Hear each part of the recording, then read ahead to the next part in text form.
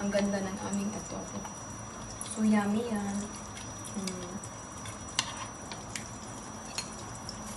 Yan. Pinatuyong adobo na mamantika. Sarap, guys. Look at that. Sarap yung pagkaluto niya. Ganda. Pretty no? The Beloves is the chef. She's the chef. It looks very delicious. Yes. We can do everything. We can do Yes, everything. Isa-serve namin. Ayan na. At serve na. At ito ang mga gulay na ilalagay sa munggo. Kasi dito sa dito kasi sa, Kailangan natin dito kasi sa amin, yung mga tao dito, takot sa amoy ng tuyo. Kaya sa labas Yes. videoan mo ako mamaya sa labas, bibi ha. Okay. So ilagay na natin si kangkong. Ilagay na Ito sa munggo. Iyan. Kasi kangkong.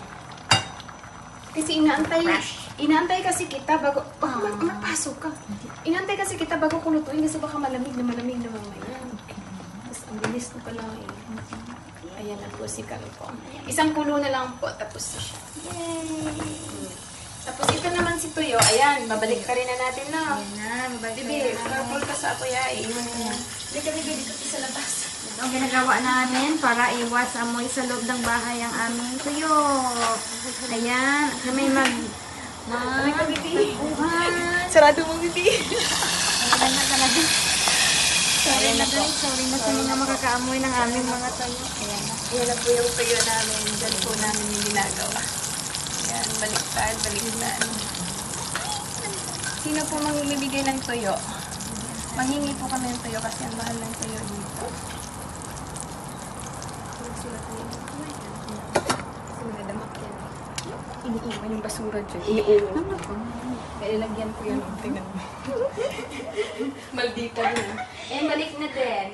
Ito na, ibalik na namin ang aming tuyo. So, ayan, si ayan, for serving na po. For serving na yung Aming tuyo is serving na. Kaya guys, gutom na yan. Hoy, mag-face ka naman.